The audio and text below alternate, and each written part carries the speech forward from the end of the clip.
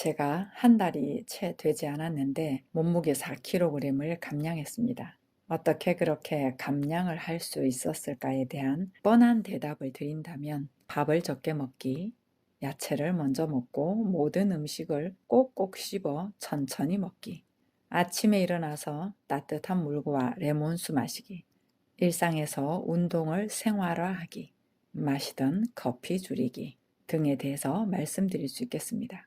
하지만 이런 뻔한 이야기를 하는 방법론에 그치기에는 제 느낌이 개운하지 않습니다. 왜냐하면 저는 다이어트라는 결과물을 원하지는 않았으니까요. 스스로의 만족감과 충만감을 바닥으로 한 모든 것을 할 수 있다는 믿음의 확신, 그걸 진짜 원한 거죠.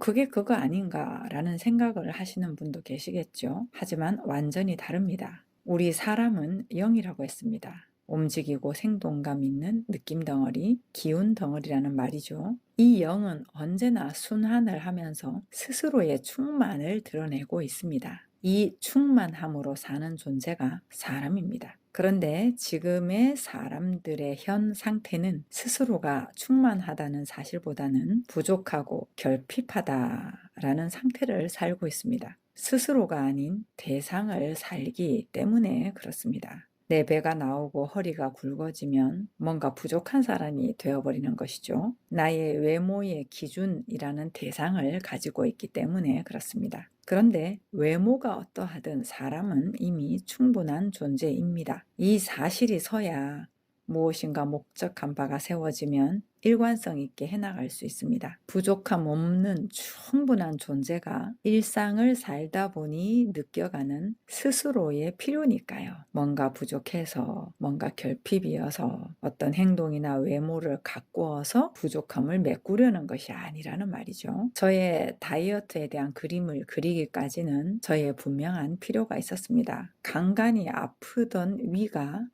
거의 매일 통증이 있더라고요. 그래서 병원에 가서 내시경을 했더니 헬리코박터균이 있어 약을 복용해야 한다고 하더라고요. 이후에도 위는 계속 아파오면서 음식을 적게 먹기 시작했죠. 그리고 이제 위에 좋다는 양배추즙을 먹기 시작했고요. 그래도 위가 민감하게 느껴지는 건 여전히 있었습니다. 그러면서 건강에 대한 필요가 절실하게 느껴졌습니다. 물론 아프다고 일상의 움직임을 축소하지는 않았습니다. 마음의 감사도 놓지 않았고요. 말씀을 묵상하는 끈도 놓지 않았습니다. 그러다가 어느 날 맥락이 다른 설교였는데요. 제게는 다른 의미로 다가온 말씀이 있었습니다. 마태복음 8장을 보면 한 백부장이 예수님께 내 하인이 중풍병으로 몹시 괴로워합니다 라고 말을 합니다. 예수께서는 내가 가서 고쳐주리라 라고 하시죠. 그때 백부장이 하는 말이 다만 말씀으로만 하옵소서. 그리하면 내 하인이 낫겠나이다. 나도 남의 수하에 있는 사람이고 내 아래도 군사가 있으니 이더러 가라 하면 가고 저더러 오라 하면 오고 내 종더러 이것을 하라 하면 하나이다 라고 말을 합니다. 그때 예수께서는 엄청난 믿음이라고 칭찬을 하시죠. 그러면서 이렇게 말씀하십니다. 예수께서 백부장에게 이르시되 가라 내 믿은 대로 될지어다 하시니 그 시로 하인이 나으니라.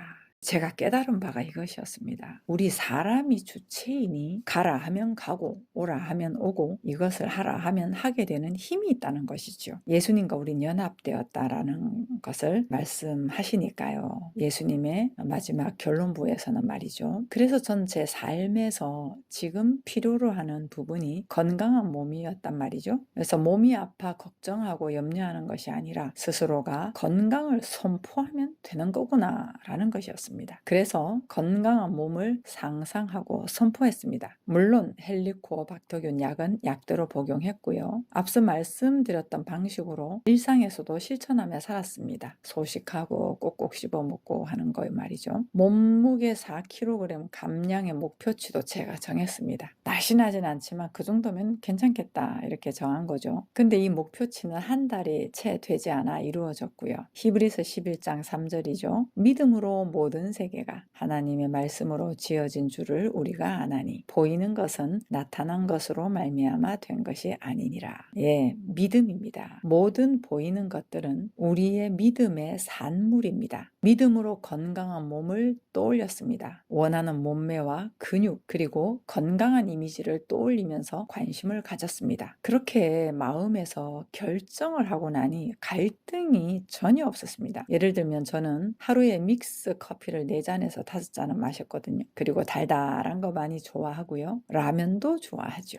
음식도 밀가루를 참 좋아했습니다. 그리고 때때로 과식도 하고요. 그런데 제가 마음으로 원하는 건강과 이상을 그리자 그 어떤 것에도 갈등을 한다거나 참는다거나 하는 것이 없어졌어요. 여기서 중요한 것이 있습니다. 내가 주체적인 자리에서, 이게 원래 사람의 자리죠. 내 삶의 필요로 스스로가 결정한 것은 깔끔합니다. 그러나 내가 주체가 아닌 나는 부족해, 나는 뭔가가 결핍이야 라는 그런 느낌으로 뭔가를 변화시켜 그러한 결핍된 나를 만족시켜 주고자 하면 지속적인 갈등이 수반되고 애쓰게 됩니다. 참는 게 되는 거죠. 시편 57편이죠. 하나님이여 내 마음이 확정되었고 내 마음이 확정되었사오니 내가 노래하고 내가 찬송하리이다. 내 마음이 진리, 사실에 근거하고 그 사실에 근거한 그 마음이 일상에서 확정이 되면 늘 찬송하고 노래할 수 있습니다. 내 마음이 갈등 중에 있을 때는 노래하고 찬송하는 거 잘 안 되잖아요. 그리고 마음이 확정이 될 수 있는 것은 스스로가 문제가 없다. 충만한 존재다 라는 것을 아는 것입니다. 좌로나 우로나 치우치지 않는다는 말도 마찬가지입니다. 좌와 우가 하나라는 것을 아니까요. 고린도후서 4장 18절입니다. 우리의 돌아보는 것은 보이는 것이 아니요 보이지 않는 것이니 보이는 것은 잠깐이요 보이지 않는 것은 영원함이니라. 보이지 않는 것이 영원합니다. 말씀에 근거해서 관심을 가지고 내 마음과 생각을 거기에 쏟아야 합니다. 그렇게 말씀에 집중해서 쏟고 그 믿음으로 필요로 하는 일상의 모든 것들을, 돈이 될 수도 있고 건강이 될 수도 있고 어떤 시험이 될 수도 있고 여러 가지가 있겠죠. 그런 것들을 이미 이루어진 것처럼 머릿속에 계속해서 그려대는 것입니다. 또 그리고 또 그리고 그대로 온 몸과 느낌으로 아하 되었구나 그때 할 때까지 해보는 겁니다. 마음에서 먼저 그게 이루어지면 현실은 분명하게 되는 것이거든요. 그렇게 뿌려진 씨앗은 보이는 현실로 언젠가는 나타나게 되어 있습니다. 그리고 보이는 다이어트는 부산물일 뿐입니다. 그러다가 또 살이 찔 수도 있잖아요. 드러나는 것들은 다 지나갑니다. 다이어트로 만족을 하면 그 만족은 부분적 만족일 것입니다. 일시적으로 만족하는 것이죠. 그러나 보이지는 않지만 변치 않고 누구도 빼앗아 갈 수 없는 내 성전의 보물은 든든하고 풍성하게 쌓이게 됩니다. 그럼 보물이 뭐겠습니까? 누구도 뺏어갈 수 없는 거. 할 수 있구나. 아, 되는구나. 아, 내가 이런 사람이구나. 이런 존재적인 그런 개념 말이죠. 그게 내 안에서 확신이 드는데요. 이게 자존감이죠. 내게 능력 주시는 자 안에서 내가 모든 것을 할 수 있느니라. 저의 헬리코박터균은 소멸되었다고 병원으로부터 연락을 받았습니다. 내 믿음대로 될지어다.